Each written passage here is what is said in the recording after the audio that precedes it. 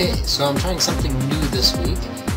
Rather than trying to make a whole video in one night and then edit it and everything, which seems to just be too much of a time constraint on the weekend, I'm going to go ahead and make a series of sort of video diary type entries as I find time throughout the week, and then at the end of the week I've just got to edit them together, throw some pretty pictures on top of it, and hopefully it'll make a better video and save me a bit of time over the course of the weekend. Something I forgot to put in last week's video was his little section in chapter 14 about torture. It's like one paragraph long, and basically all it says is you can't trust anything somebody says while they're being tortured because you can't tell whether or not they're lying because they'll say whatever it takes to get you to stop torturing them, which also makes sense. I just thought it was an interesting little section he managed to throw in there between two major topics.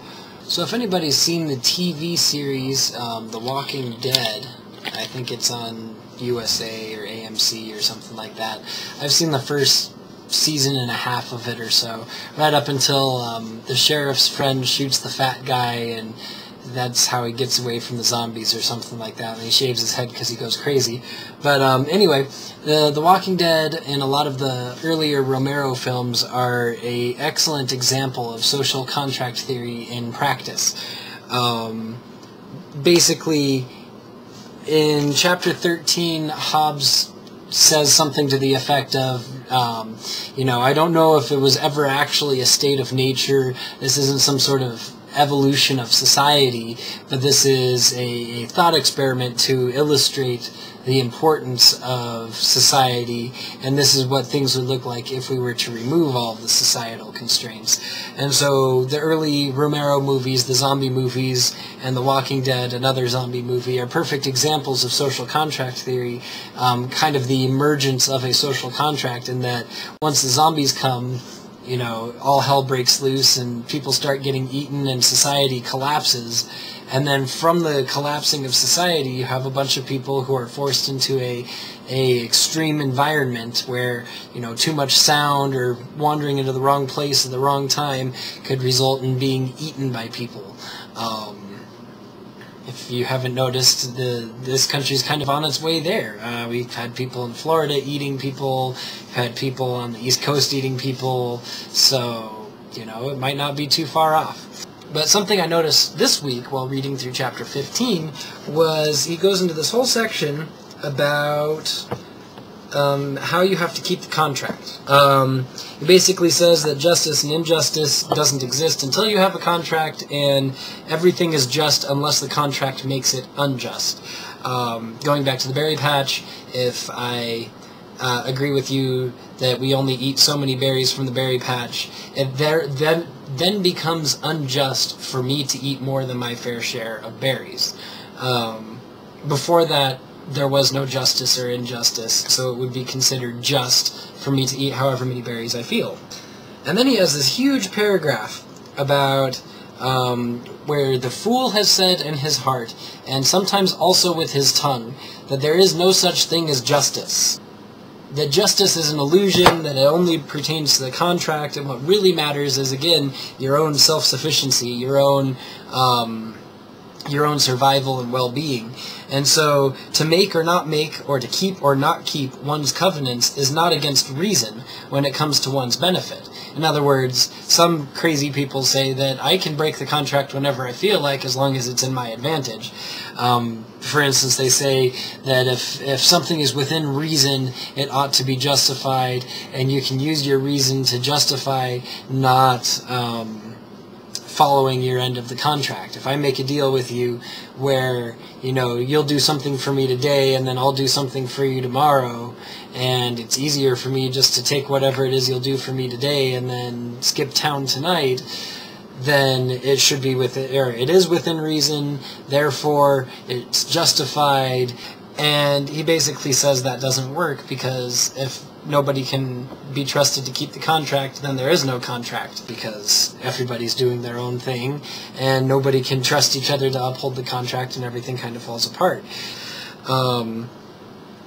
He goes on further. This is where he starts arguing against like atheism and stuff, where he says, what he does question is whether injustice may not sometimes stand with reason, which dictates to every man his own good, especially with the fear of God taken away.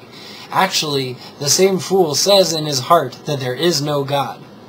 He reasons that if it is not against reason, it is not against justice, or else justice is not to be approved as being good. From reasoning such as this, successful wickedness has obtained the name of virtue. And I think that's very telling about the state of affairs in America, but in the world at large today. Another example of somebody breaking the contract that he presents is people who think that their religion or their belief in the afterlife give them an excuse for breaking the contract. Now,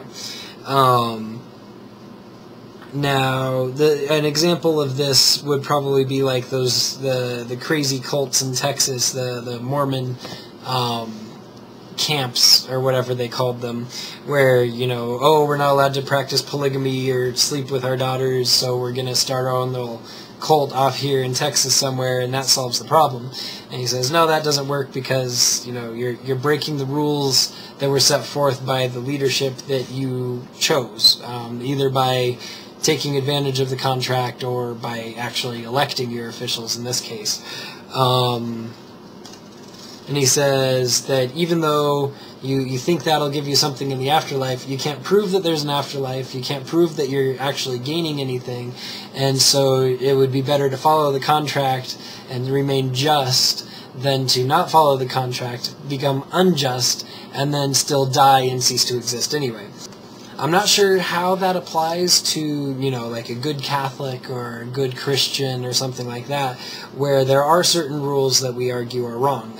Again, like abortion, euthanasia, death penalty, unjust wars, etc.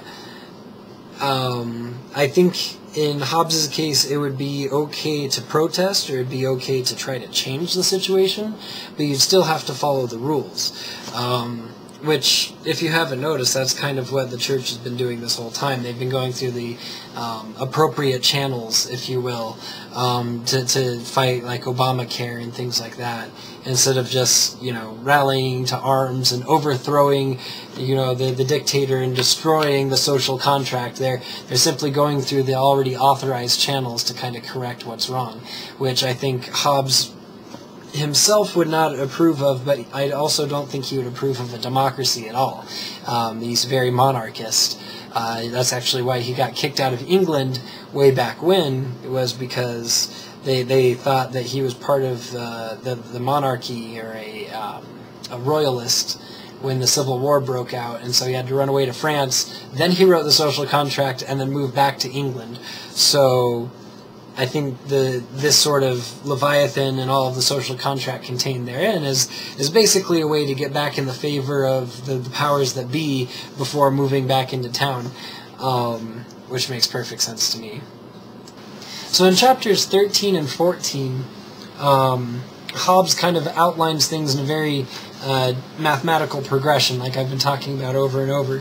However, in chapter 15, I think it is, yeah, in chapter 15, he kind of starts half-assing it. He kind of just starts listing everything off after the first page or two. He's just like, oh, and the third rule is this, and the fourth rule is that, and the fifth rule is this, and the sixth rule is that, etc., all the way through all 19 rules.